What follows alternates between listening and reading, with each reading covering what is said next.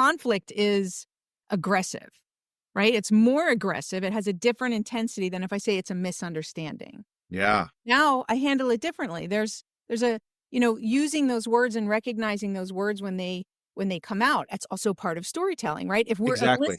If we're eliciting emotions in others with our stories based on the words that we use and how they come together, we're also eliciting a story in our head Yep. about the words that we use. So I think that is one of the keys and the tenets of the reset mindset is being able to recognize the language that you're being more intentional about the language that you use with others in your stories and in your communication, as well as what you're saying to yourself, because it will raise or lower the intensity. That was the voice of best-selling author and C-suite executive turned productivity coach, Penny Zenker. Penny is my guest on this episode of the Page&Stage podcast, and as always, I'm your host, Jason Cannon. Before diving into my conversation with Penny, I want to give a big shout out to Alitu. Alitu is the all-in-one online podcasting app that I use myself to put this show together.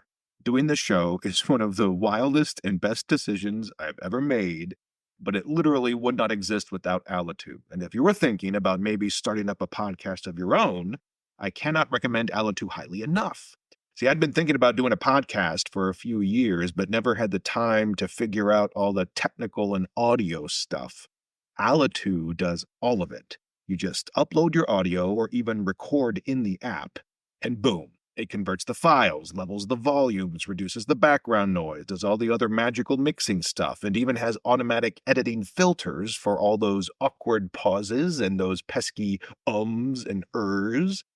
Alitu even includes a free music library and hosting. And there are even more bells and whistles, but I want to get on with the episode. So check out the show notes and use the link there to learn more about Alitu and sign up. Now, let me tell you more about my guest, Penny Zenker. Penny is also known as the Focusologist.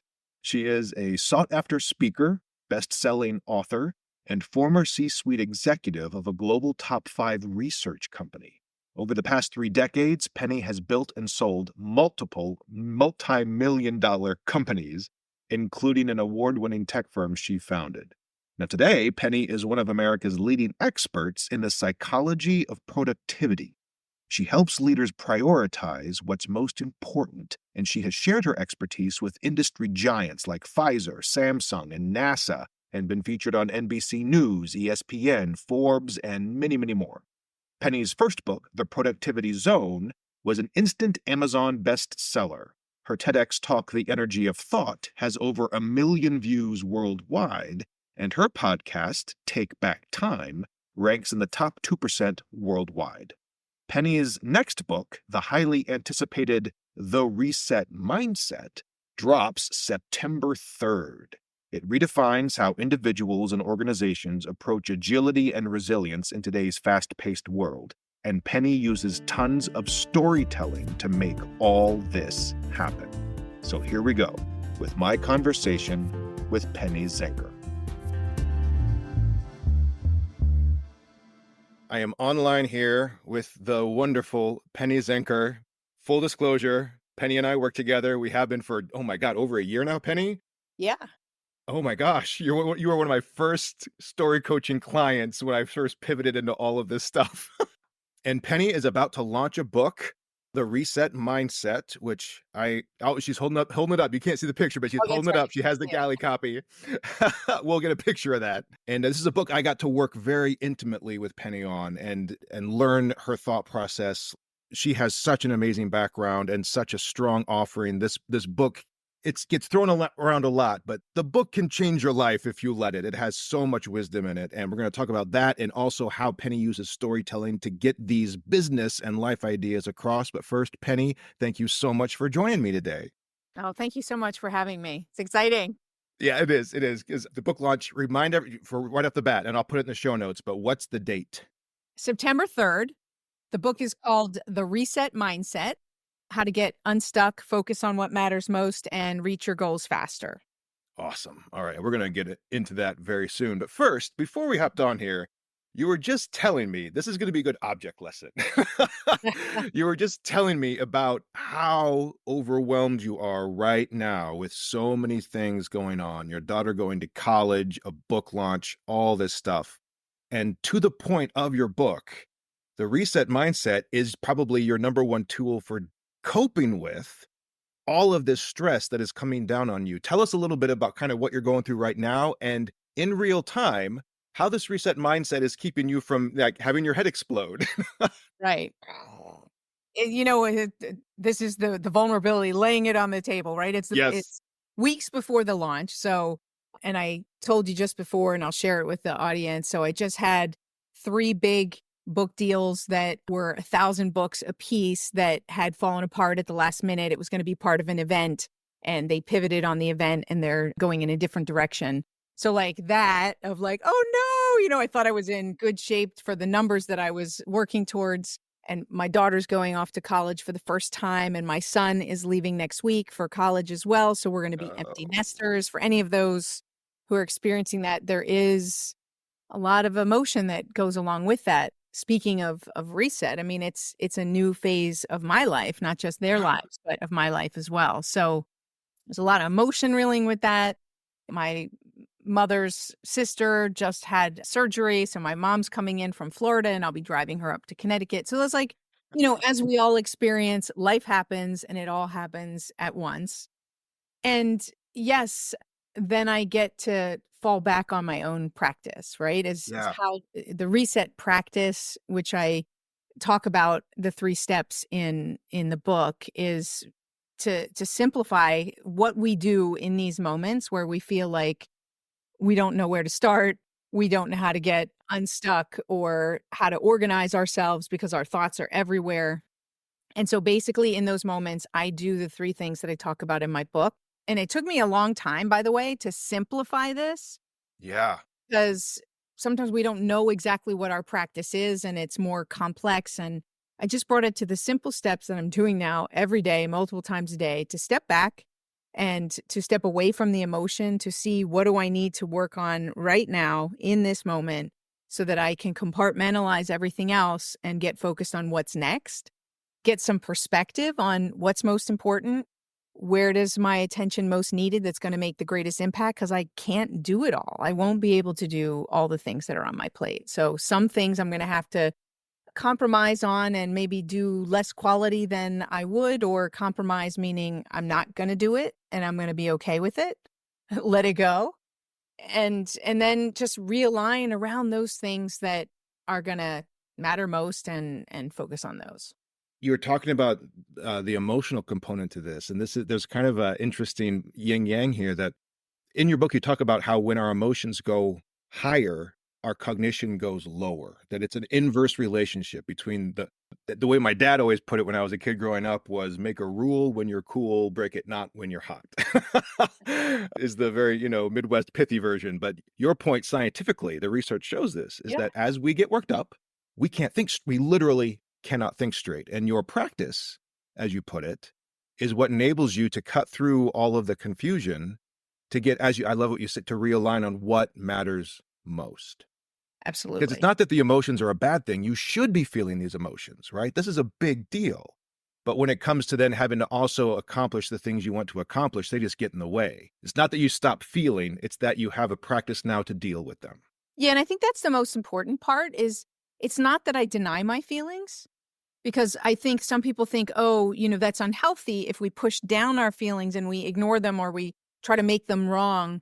I'm not doing that. And I think it's important to make sure that that's clear. It's acknowledging the feelings, recognizing them, and then how we dance with them and, and deal with them in moments that we've set to deal with them. And then also to reframe some of these things as to what they can mean and how we can work with them. Yeah, talk a little bit, Penny, about because in your book, and this is also to kind of anyone who's like, oh no, Jason is pushing a business book. It's not a business book. It is a life hack book. Yeah, it's Penny, your self-development. background is very much business, but your book is full of anecdotes and personal stories. It's a great example of using your personal stories. Mhm. This is something we talk about on this podcast all the time, using lived experience shaping the stories in such a way that you create an emotional experience in your reader, because then the lesson gets sticky, right? You don't aim for their head first, you aim for their gut and their heart first, and then the head will follow. And you do that in almost every chapter. You share very vulnerable, raw things about your own life to make the point about how you discovered this practice. Are there a couple of those stories you'd like to just talk about briefly and how they impacted you in the writing of the book? Sure. I think what you said is, and I learned part of that from you and part of that from other people that I've been working with as a keynote speaker, right? It's also whether it's in print or whether it's on stage, Page and Stage, what you have here. Absolutely. Thanks Uh, for the plug. it is about reaching people's hearts because, those 3 steps are no big deal, right?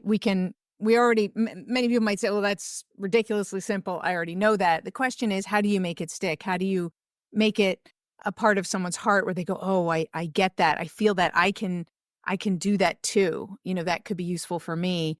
And, in the book I share, some personal stories about how I dealt with the death of my father and kind of how it unraveled for me.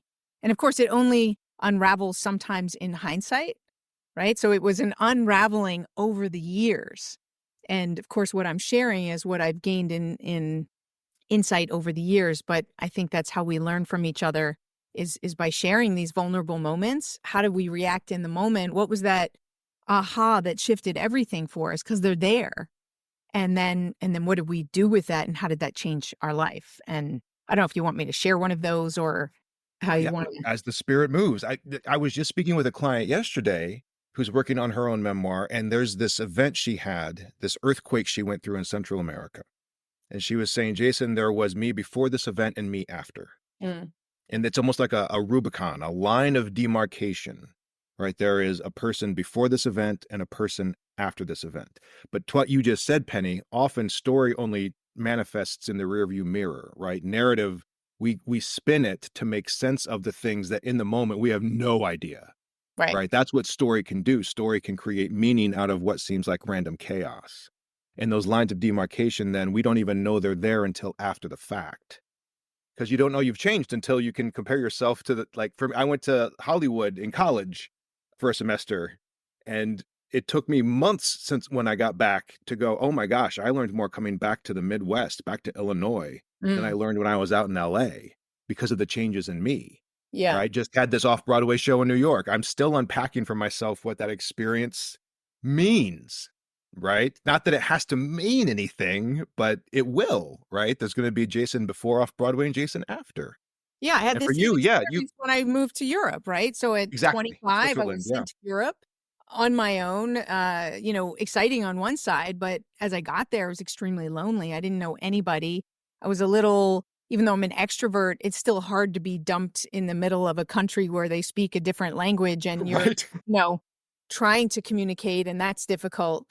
And then all that you learn about their culture and how you fit into that. And I do think, like you, is when I came back, is I learned more about when I was there, I learned more about the American culture than I did when I was actually here in the US. And I think Yep. that whole experience was very relevant to one of the steps that I talk about is getting perspective. I think it opened me up to so many new perspectives and made me a different person because I was so much more open, right? To hear people of different cultures, how they think, how they show up at work, how they interact in their relationships, and being open to realize that a conflict might not really be a conflict. It's just that it's a cultural difference about the way that we handle things and how to roll over those things.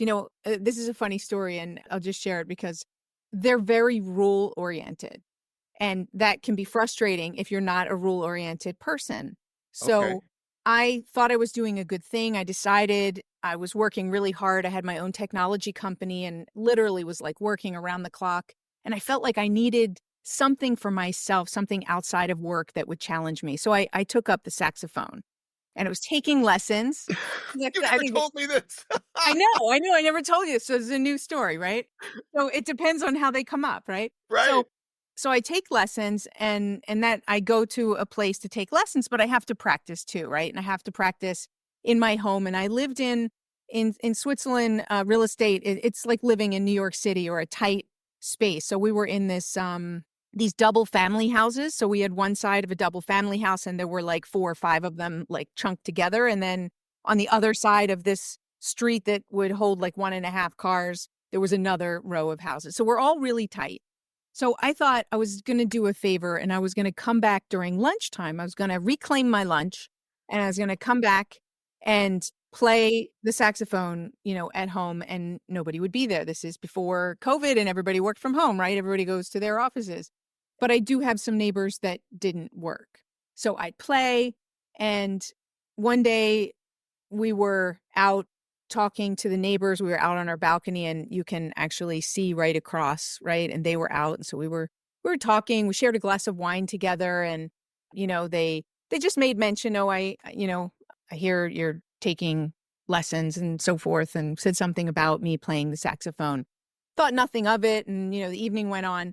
The next day, the very next day, I have in my mailbox a copy of the city ordinance and highlighted parts of how it is illegal for you to make noise between 12 and 1 o'clock, right? Because they're very rule oriented. This is quiet time, and Wow. you are not to make noise. Now, granted, they could have said something while we were having a glass of wine together, Right, that's a little passive aggressive.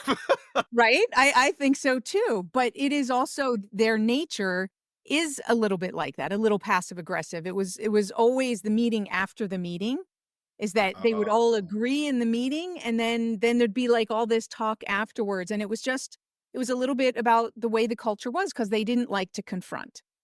And, we can all relate to that at some degree because a lot of leaders today, parents, making decisions because we want to avoid those types of confrontations. But so what I learned through the process that, I don't even think until this moment, until I'm really speaking it out, right? How I learned it is that opened me up to assume positive intent and be able to come from a place. And that's one of the tenets of a reset mindset Yep, is yep. is to be ready for these conflicts or these misunderstandings, let's call them. And then I could always come from a place of where's this coming from, right? They're not intending to hurt me. Although I have to say that at first I actually cried because Oh my goodness.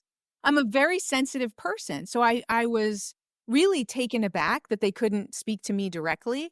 And I don't know why, I used to just get very emotional if somebody were to say that I did something that was not good, right? Because I'm a people pleaser, and that really just like hurt me. But these little things, they helped me to feel the emotion and then work through it and say, okay, it wasn't meant to hurt me, and this is part of their culture and how they communicate. So how can I meet them where they're at? And, and then have a direct discussion and find a solution that I could still play the saxophone. Yeah, this is great because in the book you do talk a lot about assuming positive intent being one of the action items, one of the mindsets, the ways of listening to others. That just like don't not have your feelings, same thing. Don't expect you can avoid conflict. Conflict and misunderstanding is inevitable, right? So we can either fight like hell for it never to happen, or we can assume that they are not trying to start a fight, and with that assumption, can you get your own mind wrapped around maybe how they're perceiving it? I think you used the example of the ABC, right? The A person and the B person, but it's the C person, the fly on the wall. They have the Yeah. truest, most objective point of view. And can you access that point of view? Not so that you never have conflict, but so that you can deal with it without it escalating into something truly harmful. Absolutely. And maybe we can just reframe it slightly, change the Sure. intensity. A conflict is aggressive, right? It's more aggressive. It has a different intensity than if I say it's a misunderstanding. Yeah, Now I handle it differently. There's a, using those words and recognizing those words when they come out. That's also part of storytelling, right? exactly.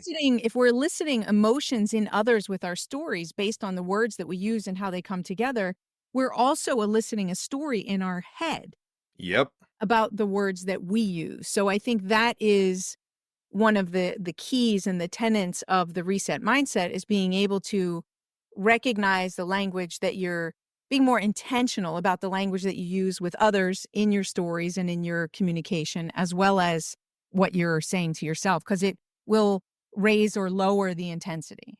Yeah, I love that. It's literally which story are you choosing to tell, right? I can Yeah. choose to tell a story that this person's being really mean, or I can choose to tell a story of there's a misunderstanding. There's got to be a different story in there somewhere. Yeah, and I think I say in the book, or I say in one of my videos, that it's possible that both can be true at one time. Yep. But they can both be true, right? It might be, I tell my story about my divorce. It might be true that he was not a didn't make a good decision. Let's put it like that. Um, and also that he was a mentor to me, and I got to choose which one I wanted to focus on the most and which one was most productive for me and for my children.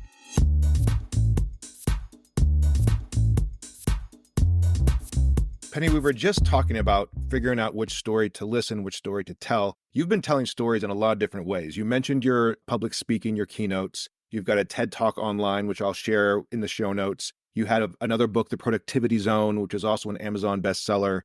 You've been sharing stories about yourself for several years now in different modes. I know this because I've been working with you. You weren't always game to get up in front of people and talk, much less just share your, guts with the world. Talk about, because this is a big part for my listeners, many of whom are storytellers, whether they're performers, writers, whatever. There is that step where you have to send the draft to the editor and know you're going to get a lot of red pen back. There is that step where you step in front of the audience and you're going to get real-time feedback and know whether you're being effective or not. There's that step where you have to put your work out into the world. And it's terrifying, no matter It who is you are, no matter so how much vulnerable, success right? you've had in the past, it's always terrifying. Talk a bit about your journey from not being a public figure to deciding to become one, basically, Mhm. and what your journey of confidence and vulnerability has been like as you've become a more and more effective storyteller in these different modes. Yeah, definitely. Well, first, to pre-frame it, it's a yo-yo. It's not like, it's not like, "Oh, and it's a direct line to confidence and clarity," and, so I want that to be A few dead 100% ends, a there. few backtracks. Definitely. And that's the nature of a reset mindset as well, is being able to learn as you go and making adaptation, and sometimes you're gonna fall on your face, and it's how quickly you get back up and still taking those risks and challenges. So I think the biggest thing that I had to get over, the biggest challenge was, as I said, I'm emotional person, a people pleaser, and I don't know, somewhere along the way, even though I'm an extrovert in certain circumstances, it was weird. If I was in let's say, a room of 100 people and we were at I'm really into personal development, if you didn't get that. I was at a personal development event, and if I had a question, because I really wanted to, I'm curious. I like to dig in. I like to challenge. So I would feel, I had a question. It's brewing inside me. I'd feel my heart like jumping out of my chest as I start to get super nervous and I'm going to raise my hand and everybody is going to look at me and I'm going to stand up and is my question going to be well received? Is it going to be seen as stupid? Am I even going to get the right words out? Like totally self-doubt, self-conscious, but somehow I would still raise my hand. I cared more about the curiosity and the answer than I did about how I looked. But that's the way I felt, literally, when I would ask a question or kind of be the center of attention. And even now, if I'm not on stage, I really don't like to be the center of attention, and I'm not a good storyteller if I haven't thought through the stories. Because yeah, it takes thought to prepare them and make them, work well or practice in that piece. And I feel like maybe there's an expectation that I should be like this. And so that puts more anxiety on it, and I think that's our human nature, right? We all want to feel like we're making a difference and that our words matter. And so maybe we get caught up in perfectionism, or not we, maybe me, maybe. Uh, I don't think you're alone. um, But so I had an opportunity to speak for when I was working with the Tony Robbins group. Chet Holmes had passed away, unfortunately, and he was doing some of the stage work, and they wanted to have somebody who would come in and do some of the pieces that he had done. And so I applied. I was super excited. I knew the material inside and out, and we had to record a video and submit it. I must have recorded it 100 times before, I thought, okay, this is the one. I sent it in, and I was super excited, and I got that email. Bah, bah, bah, bah. It was, you're not it. Thanks, but no thanks. Yeah, thanks, but Our no. people will call your people. And I remember really, when you get that rejection, whether Yeah. it's your book is rejected or, I also had that for the first draft of this book. Somebody had told me that this is going to ruin your career with the way that it was in my first draft. Whoa. Somebody being my brother. Um, but it's really hard to take that feedback. And that's where a true reset mindset comes in is what do we do with that? Mm. Is as hard as it is and as we feel deflated and I felt like, well, maybe this is a message that's telling me that I'm not meant to be a speaker. Maybe this isn't the career path for me. I mean, I've been a business coach for all of these years. Maybe I should just stay in that lane. But it lit some kind of fire in my belly that I just felt like, no, I think I have something here and maybe it's not right for this group. And maybe it's because I'm speaking their content and not my content. So what if I embrace my own voice and bring that to the stage? Will that be more my place? And despite worrying about raising my hand or taking that center stage, I set on a path to do it and learned a lot along the way, fell over a lot of times, had certain groups that I just wasn't a fit for. But the key is, and this is another tenet of the reset mindset, is that if we can reframe failure to be feedback, Yeah. then we can look at it differently. It's not me that is bad or me that isn't, it's the way that I presented that time. And so, what can I learn from that to present better to this type of group, and how to alter it based on the group that I'm talking to so that I'm really using the language that they would understand, that I'm using stories that would be relevant to them. And so learning all of those things along the way, how can I show it more than tell it in a speech makes a huge difference because then they feel it more. If I'm just telling you, here are the 3 steps, like I said before, nobody cares. But if I'm give you an exercise to do where you see yourself and how you're showing up and how it shifts, then it's like, oh, I get it now. Yeah. No, that's one of my favorite parts of the book is the no failure, just feedback idea. Just huge mindset shift there, and that ties directly to a term that we've used a lot in various iterations in your work is dynamic reassessment. Yep. In our prep offline, you mentioned that the Olympics might be a cool angle, and I think this fits right in with what these athletes go through. This constant dynamic reassessment of performance. Hmm. Like how many stories we always see the stories of the ones who finish gold, silver, bronze, right? But it's also fascinating. I don't know if you saw there was a gorgeous story about the woman who finished dead last in the women's marathon, an hour behind every other competitor. I didn't see that, but tell Yeah, me tell me but more. she was from a tiny country, I think Bhutan or so. I'd have to Uh-huh. remind myself of the country, but they only sent 3 athletes, and she was the only and first woman from that country. So, what is, to the point of your book, success here Mhm. versus failure? Did she fail? Right. Right? What's the actual feedback going on? She was cheered as loudly as Right. anyone as she was finishing. And you Right. watch all the stories of the different people, this person has finished 7th at the last 4 world championships and at last time in Olympics. They're always right on the cusp. And think about that person's journey, right? That in any other era, maybe they're the gold medalist, but for whatever reason right now, they can't crack that top 3 no matter what they do. Now, what's the mindset there in terms of their, practice with their coaches and everything they have to go through? I would love for you to talk about dynamic reassessment in terms of the athletes and not necessarily just the ones who win, but the ones who just show up. Like what's driving that and how do they maintain a healthy mindset even as they're going through a type of training that most of us will never experience. Right.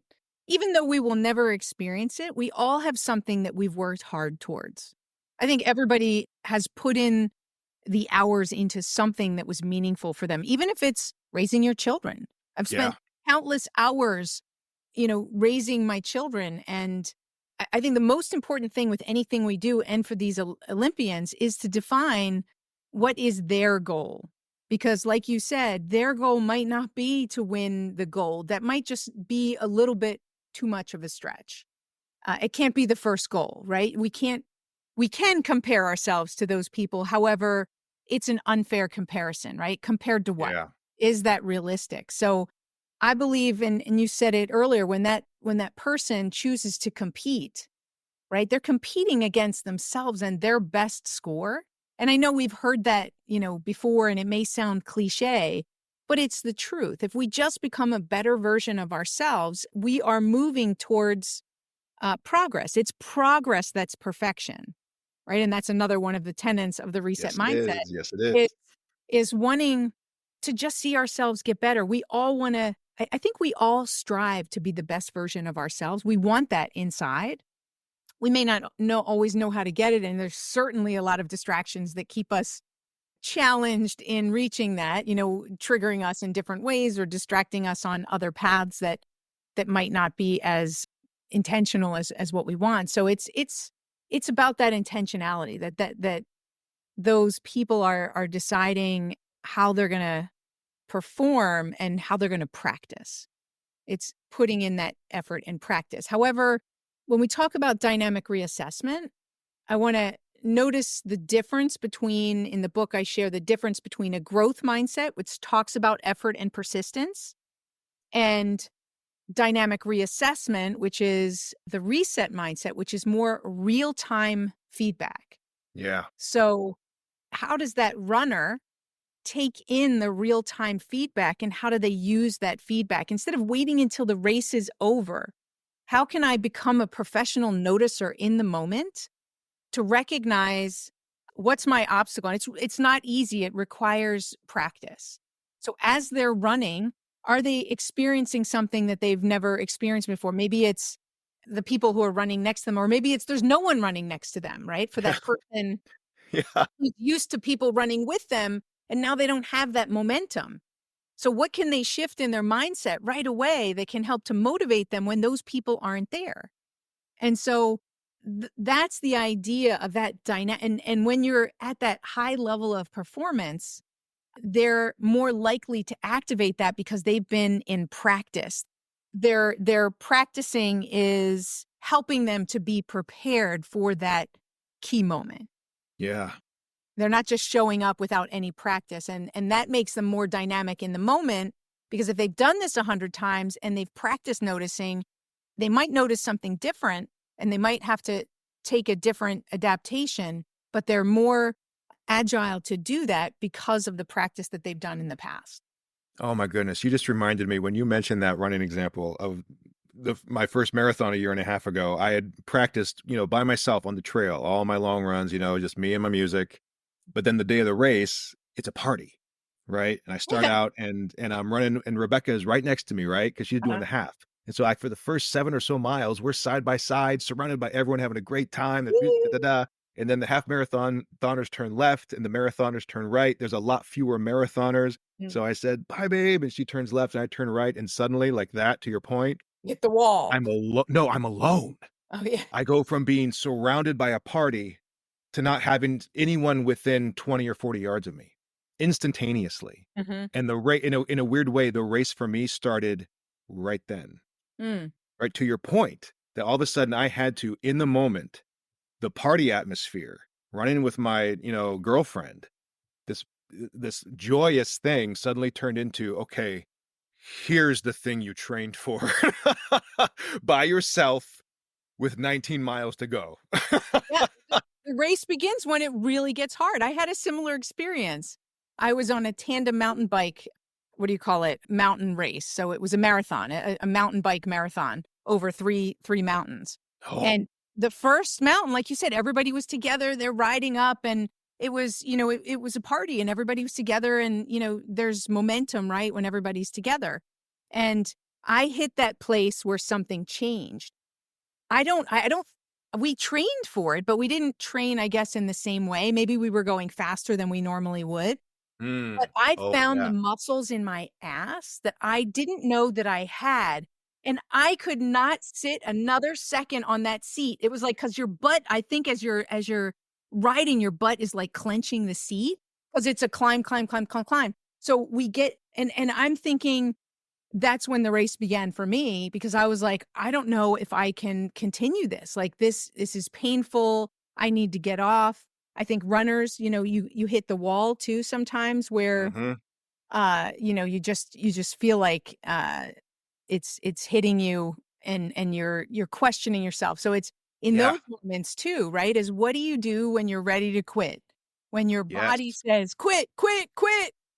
And your mind has to override that, right? That's what separates the real athletes from those that are working towards it is the mindset, right? It's the Yeah. mindset that makes the top athletes, that brings those Olympians to those gold medals, is that they have to be stronger in their mind with what's possible and push them past their comfort zone, and and it's not easy. I want to pivot just a little bit here because we're talking a lot about, athletics. They're often timed, you're in a constant flow state. I can imagine whether it's someone listening now or potential readers having a reaction to a reset mindset. I have to stop and step back and take perspective and realize. I mean, I don't have time for that. How much time do you expect, Penny, do you expect me to take in my busy, busy life to stop and think about it? And you address this in the book. I'd love for you to talk about the power of slowing down. Yeah. When we've heard this is another thing that we hear a lot about, right? Is that we actually will be able to speed up if we slow down. And it sounds counterproductive, but it is true. It's been proven in science that we're more productive when, because then we can focus on what matters most as opposed to like flitting all over. We're multitasking on our general day, and actually, I do an exercise in my talks that show people that you actually make 40% more mistakes and it takes 50% more time to actually do something, whatever it is that you're doing, those multiple tasks, because you're not focused on one thing at a time, because our brains are not built for that Yeah. task switching. So in that element is that if we're able to slow ourselves down, we can be sure that we're focusing on the right things, that we're doing the right tasks, that we're carefully delegating things properly, that we're communicating with care and understanding so that it doesn't create a conflict because we rush through it and then all of a sudden you've actually wasted a lot of time because there's so much backlash from poor communication, right? Yeah. Yep. Which we experience all the time. So I call these reset moments, right? That we can just take these purposeful pauses, and a reset moment can be literally a moment where it's proven also in science that 60 seconds can help us to reset our brain and stop stress from compounding. Because when Yes. stress compounds, that's when we lose more of that cognitive ability that you talked about before. When emotions are high and our intellect is low, we get back some of that intellect. We get back resourcefulness just by slowing down and taking that reset moment to take a couple deep breaths, to walk outside quickly, to grab some incense, some lemon oil and sniff it. I mean, it sounds ridiculous potentially, but it works, right? Again, Yeah. my daughter's teacher for the exams said, bring a half a lemon with you, to the exam, because Huh. the fastest way to reset our brain is through our senses. And smell is the number one sense. I had somebody on my podcast who talked about essential oils, and she talked about how smell is the quickest path to our brain and to creating that reset. So I knew as a storyteller that smell is the most potent sense for memory recall.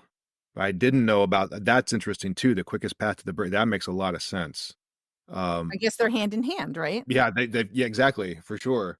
Oh, so it's this idea of to realign, to take the time to realign. That like if you leave LA driving 100 miles an hour and I leave LA driving 70 miles an hour, but you're 2 degrees off in your calculations, you'll end up in Canada and I'll still beat you to New York. Right? But if you don't take those little gas, that if you don't stop to gas up, don't stop to make sure you're on the right path, don't stop to refocus on the actual goal. It doesn't matter how fast you're going, you won't get there. Yeah, I mean, you could also look at professional racers. If they don't take a pit stop, they're likely that their tires are gonna like fly all over. They're gonna Right. Yeah. something is gonna go wrong with that high performance vehicle. Well, we have these high performance vehicles, our bodies, and if we don't take care of them, if we don't feed ourselves the right food, right, and if we only eat sugar, we're gonna have these spikes and these Yeah. crashes. Eating more protein is also a simple way to feed our brain and getting enough sleep, right? So some of those things that we know these things. And I think the biggest thing about the reset mindset and talking about these reset moments, which by the way, sometimes they're small, but sometimes they are big, right? If you Yeah. go having a baby, my daughter's going off to college, there's a lot of little moments in there, but it's part of a big reset moment. But all of this is to give language to make it stickier so that we actually implement and do what we know. It's almost like we're addicted to this cultural story of busyness. This story we tell ourselves that the reason we don't do the things we know we're supposed to do, we know work, is because it feels good to multitask. It feels like we're being productive, even though we're not. It's an illusion. Yeah, and we feel important when we're busy. We feel Yes. so I think that it feeds, those types of things within us, right? Because it releases dopamine.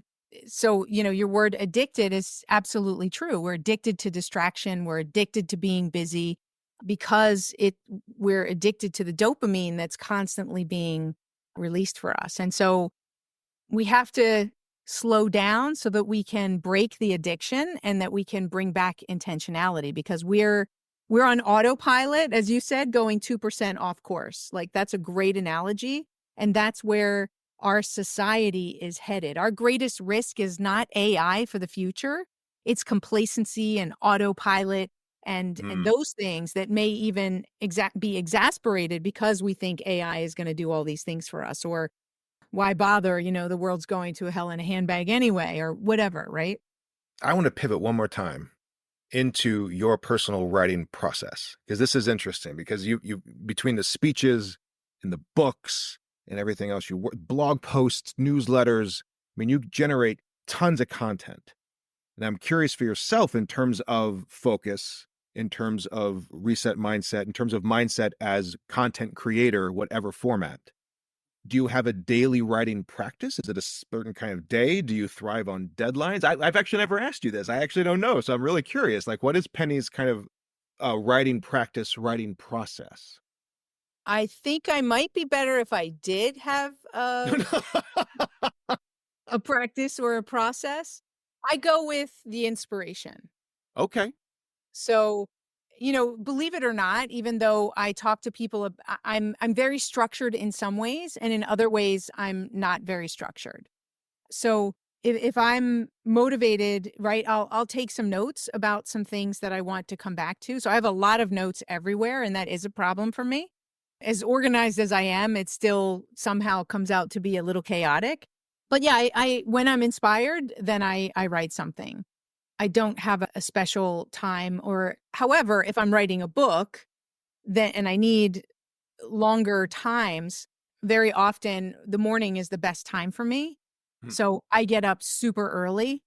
I'll get up at, 5 o'clock or 5:30 in the morning and I'll start right into my writing.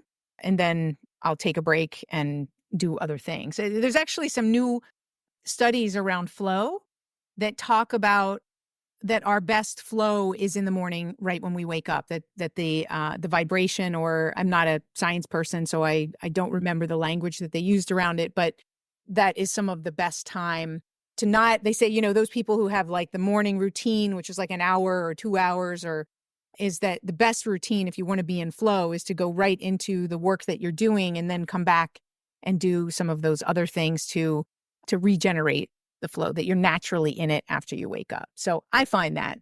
And What else? Also, wherever you can chunk it. So like when I do videos, like I had someone come to my house and we did 50 videos in one day, 50 to 60 videos that we shot all in one day. So Wow. all of my videos, 60-second videos for social media for the next 3 months are done. Right. Yeah. So, so I believe in batching. Batching. Batching. Exactly. Yeah. Yeah. Yeah. That's what that is, right? So I believe in batching. If I'm writing, that's a good time to repurpose something. Like I might be in the midst of writing a chapter and whoop, get taken off into a different direction with an article and say, you know what, I'm going to make this into an article, and then I'll stop maybe writing on the book and I'll do an article, but I'm still I'm still writing, right? So I'm still Yeah. batching sort of my thought process. That particular flow. And that article might even then come back around to become a chapter with an easy little, edit. Exactly. All right, Penny, this is where we wrap up. As always, I'm going to have two pieces of advice from you and then give you a spotlight. So we'll start with advice number one. What is the best advice that you have ever taken? So I think I'll share one that comes from the book, just at a high level, is my boss, Peter, at the time. He gave me some advice when I was completely overwhelmed and overloaded. And I had just sold my IT business and I thought I was getting into this really cushy job, but it ended up being just as overwhelming and pushing me to my breaking point much quicker than I had anticipated. And he said something to me as he was listening. As he said, I hired you to make decisions, and what you do with the rest of your time is up to you. And I often refer to this because for me, at first that didn't sink in. I was a little bit annoyed. What? Like, and then I let that sink in and I realized that he was simply saying, focus on what matters most first. And for my role, for what I was doing, that's what mattered most first. And I think that was a common theme. And maybe the reason I interpreted it like that is also because that's been a common theme that has been an interpretation of mine throughout my whole life. When my father died, right, it was also a focus on living your life and focus on what matters most. Life is short. So it seemed like there was constantly those messages. And so that was the work message that helped me to really step into myself as a focusologist. Yes, and when everyone goes and checks out your website, which I'll put in the show notes as well, Focusologist is that catchy, sticky title. Everyone should go check that out. It's a lot of fun. If you like Rubik's Cubes, I'll just leave that teaser there. You're going to really enjoy Penny's work on her website. All right, Penny, advice number two. What is the worst advice that you have ever given? That I've ever given. The first thing that came to my mind, I can't get it out of my head. So it blocked out anything else that might come after that, is there was a point where I was doing a lot of self-development, and I guess maybe I was caught up in what they might refer to as positive toxicity. What do they call it? Toxic Toxic positivity. Yeah. positivity. And even though, and I, we can get into what that is, but I had said to somebody who was going through a really difficult time and it was fresh and it just happened. And I was kind of more or less, I was like, get over it. Everything will be fine in time. Right. So Mm, I think it was the worst advice that I ever gave someone because I'll give for many reasons. I think that, first of all, I was not meeting them where they were at. right. Right. Is that there is a time and space, as we said earlier, to feel those feelings and to allow yourself to be in it. And you have to be there for people. They don't want to be fixed. They may tell you they want to be fixed, but they're not broken and they don't want to be fixed. They just need to feel what they're experiencing and be able to come out of it. So the best thing that you can do is listen and hear them and support them. And I think also is that, we tend to, and I used to do this, especially in the early years of my coaching. I used to coach everyone, whether they wanted me to coach them or not.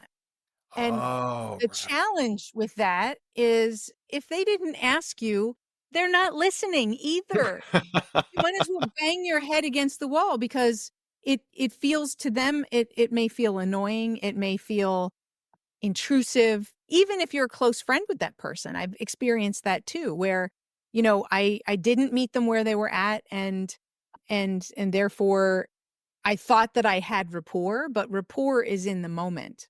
Even Yeah. if you know that person really well, you still need to connect with that rapport that's relevant for the moment. And so without going any deeper, that, sometimes we need to keep our advice to ourselves and just sit there and listen.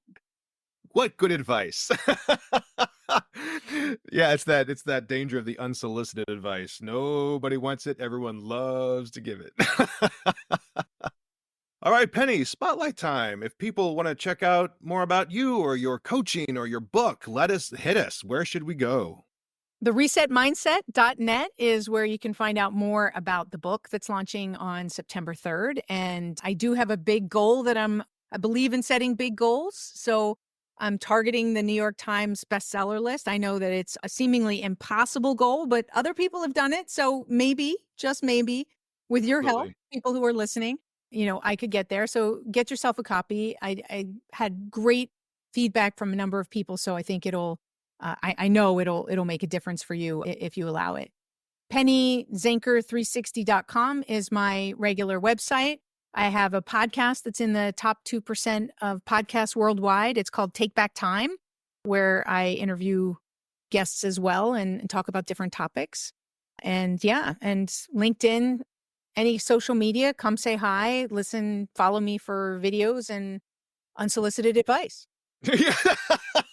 Well, no, if they're coming to find you, I think you can True. assume. True. Then it's solicited. You can make a little separate tag, like here is an unsolicited advice tag. Oh, Penny, thank you so much. This has been great. And everyone, all those links, I'll put them in the show notes so you can directly access. And yeah, the book drops September 3rd. Get your copy. You can pre-order, I'm sure, on Amazon or even on your website. I'm sure you can pre-order. Yeah. So we'll make sure that's going to be the show notes. Go check it out. Penny, best of luck with all the balls you're juggling. Take those reset moments. And Will just thank do. you so much. It's such a joy to work with you. Likewise. Thanks, Jason. The Page&Stage podcast is built with Alitude, the all-in-one podcasting app created by the amazing team over at thepodcasthost.com. You can learn more about all my guests and access their websites and projects in the episode summaries. If you enjoyed and found value in this podcast, please tell at least one other person. Word of mouth has always been and will always be the best marketing tool in the world. Thank you for listening, and until next time, I'm Jason Cannon, and I cannot wait to hear your story.